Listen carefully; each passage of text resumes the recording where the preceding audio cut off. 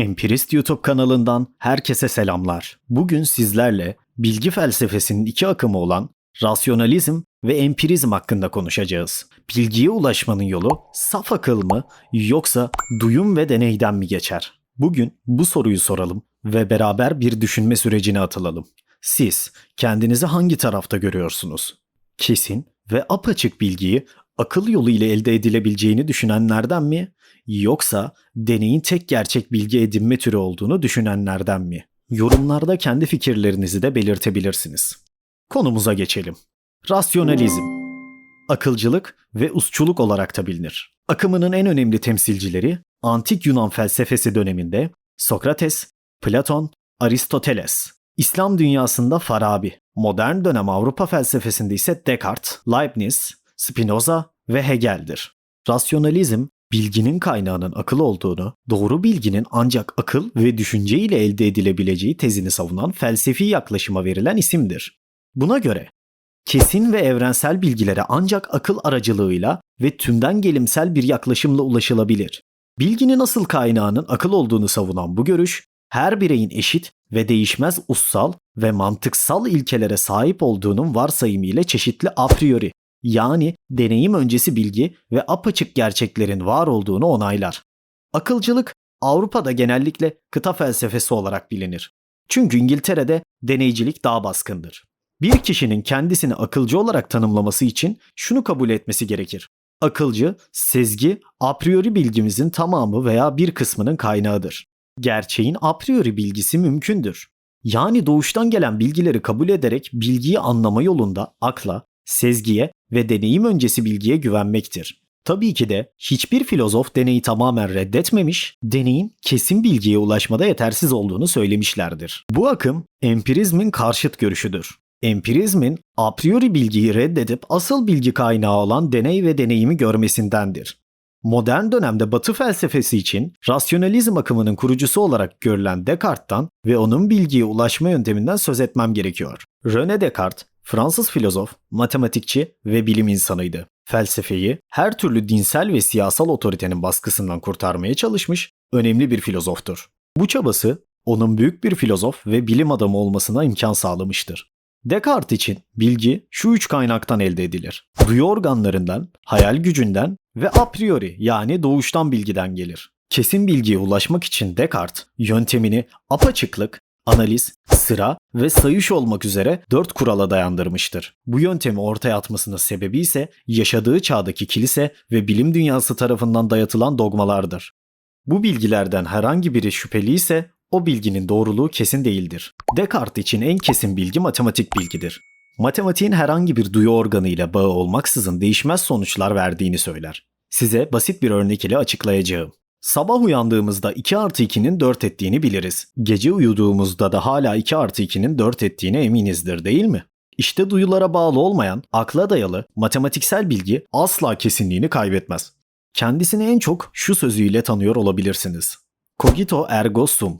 Yani düşünüyorum, öyleyse varım. Peki nedir bu düşünme? Nedir bu var olma? Cogito ergo sum, René Descartes'in Batı rasyonalizminin kurucu elementi olan felsefi sözüdür. Descartes'in yöntem üzerine konuşma, Discours sur la méthode kitabında yer almaktadır. Birinci önerme şüphedir. Bu önerme ile Descartes, her şeyden kuşku duyabilirim fakat kuşku duyduğumdan kuşku duyamam. Çünkü kuşku duyma düşüncenin formudur demektedir. Düşündüğümden kuşku duyamam. Düşünme bir düşüneni gerektirdiği için düşünen olarak kendi özne varlığımdan kuşku duyamam. Descartes, şüpheci bir tavırla düşünmeyi ve elde ettiği bilgileri ayıklamayı seçmiştir. Bu ayıklama, her türlü bilginin şüphe edilebilir olduğunu göstermiştir. Bundan bahsetmem gerekirse, Descartes'a göre her şeyini beni aldatmaya adamış bir aldatıcı bile, ben düşünen bir varlık olduğumu düşündüğüm sürece, beni düşünen bir varlık olmadığıma inandıramayacak, ikna edemeyecektir. Eğer beni aldatıyorsa, öyleyse var olduğuma hiç kuşku yok.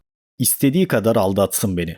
Ben düşünen bir varlık olduğumu düşündüğüm sürece bir şey olmamamı asla sağlayamayacaktır.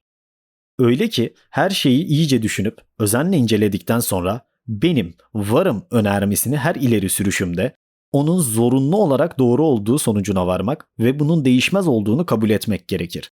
diyerek şüphenin gerçek bilgiye ulaşma yolunda ilk adım olduğunu söylemiştir. Empirizm nedir? Empirizm, antik Yunanca'da deney, deneyim, duyu verisi anlamlarını taşıyan emperia'dan türetilmiş felsefe terimidir. Peki ya deneyim nedir? Bu bağlamda her tür deney zorunlu olarak bir canlının, hayvani bir organizmanın duyumsama yetisini gerektirir. 5 duyumuz ile elde ettiğimiz bu bilgileri diğer hayvanlardan farklı olarak sadece bizim türümüze ait olan düşünme, ayırt etme yetimiz sayesinde kavrarız ve bu elde edilmiş bilgileri birer duyu algısına dönüştürürüz. Empirizm, yani deneycilik, bilginin duyumlar sayesinde ve deneyim ile kazanılabileceğini öne süren görüştür ve bilgilerimizin metafizik bir zemini olamayacağını iddia eder. Empirizme göre insan zihninde a priori, yani doğuştan gelen bilgiler yoktur. İnsan dünyaya boş bir levha, tabula rasa olarak gelir. Deneyimlerimiz sayesinde öğrenir, büyür ve gelişiriz. Empirizm, rasyonalizmin karşıtıdır. Akılcılığa karşıt olarak deneycilik, yalnızca duyum ve deneyimle temellenen bilgileri bilgi olarak kabul etmektedir. Deneycilik, her tür bilginin sonradan deneyimle, duyumlarla elde edildiğini ileri süren bir felsefi temele sahiptir. Asıl bahsetmek istediğim konu modern deneycilik olsa da antik çağ filozoflarını anmadan geçemeyiz. Onların görüşleri bu akımların ortaya çıkması konusunda büyük rol oynamıştır. Öncelikle Demokritos'un atom teorisi muazzamdır. Maddeci doğa bilimi anlayışının kökleri Demokritos'a dayanır. Aynı zamanda nedensel zorunlu evren anlayışı ve bu anlayış ekseninde temellenen felsefi ve bilimsel düşünce köklerini Demokritos'ta bulur. Doğa filozoflarının arke arayışı içinde oldukları dönemde her şeyin özü nedir diye sorulduğunda Demokritos için cevap atom olmuştur. Bölünemeyen, maddenin son dayanak noktası, özü olarak atom. Her şey atomlar ve atomların hareketliliğinden ibarettir. Dönemine göre böyle bir düşünceyi öne sürebilmesi muazzam. Epikür'den bahsetmek gerekirse, hareketlerin yasalarını tespit edebilmek için bilgiye ihtiyaç duyarız. Bilgi ise duyumdan gelir. Deneyimlerimizden yeni duyumlar ediniriz. Epikür'e göre duyum yolu ile elde ettiğimiz veriler bilginin kendisi değildir. Elde ettiğimiz bu duyumlar ancak duyular ile algılanabilen yansımalarıdır. Duyu organlarının yanıltıcı olabileceğini ya da yansımaları farklı şekillerde algılayabileceğini de öne sürer.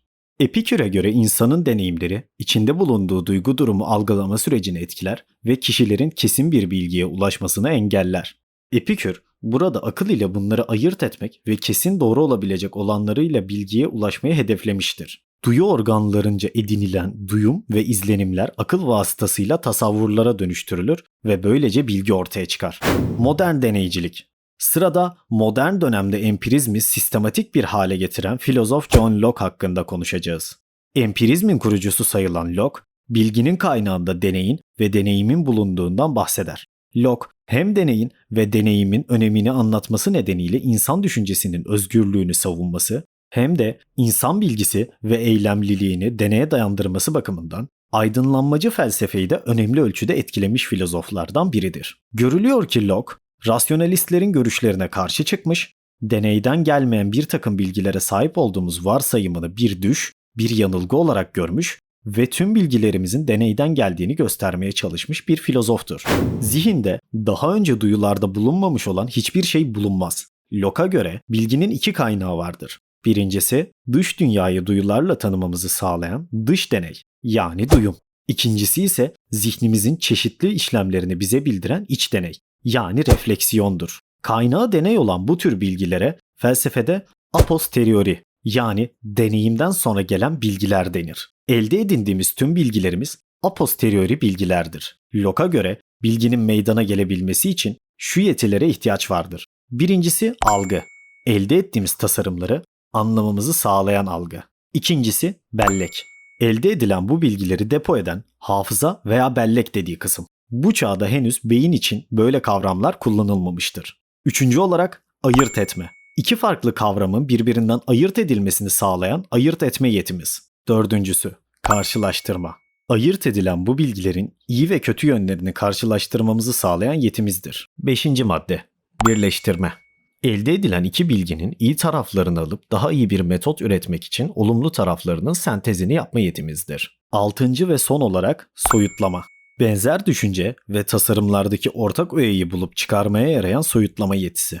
Soyutlama ancak insana ait olan Bir takım birbirinden farklı karmaşık idelerin arasındaki ortak özellikleri ve farklılıkları üzerine düşünmedir. Ayrıca soyut kavramları anlamak doğuştan gelen bir yeti değildir. İnsan bu yetiyi deneyim yolu ile elde eder. Locke için 3 adet bilgi edinme türü vardır. Birincisi sezgisel bilgidir. Bu bilgi edinme yolu ile kendi varlığımızın bilgisine sahip oluruz. Locke'a göre kesin ve sağlam bilgi türü bu bilgi türüdür. İkinci olarak duyusal bilgi edinmeden bahsedelim. Bu bilgi türü dışarıdan edindiğimiz varlıkların bilgisidir. Bu bilgi edinme yolu ile edinilen bilgiler, her insanın aynı deneyimi yaşayamayacağı düşüncesi ile kesin ve sağlam bir temele dayanması imkansızdır. Üçüncü olarak tanıtlayıcı bilgi türünden bahsedeceğiz. Önceden deneyimlediğimiz iki bilginin sentezi gibi düşünebiliriz. Mesela bir kağıdın yere düşeceğini biliriz değil mi? Yer çekimi sebebiyle bunu biliriz. Cisimlerin düşüşünü yer çekimine bağlama işleminde olduğu gibi iki farklı önerme arasında bir nedensellik bağıntısı kurma işlemidir. Locke için rasyonalizmin görüşü olan bilginin gerçek kaynağının a priori olmasını reddetmiştir. Bilginin gerçek kaynağının ancak deneyim olacağını savunmuştur ve deney yolu ile elde edilmemiş bir takım bilgilere sahip olduğumuz varsayımını yanılgı olarak görmüştür.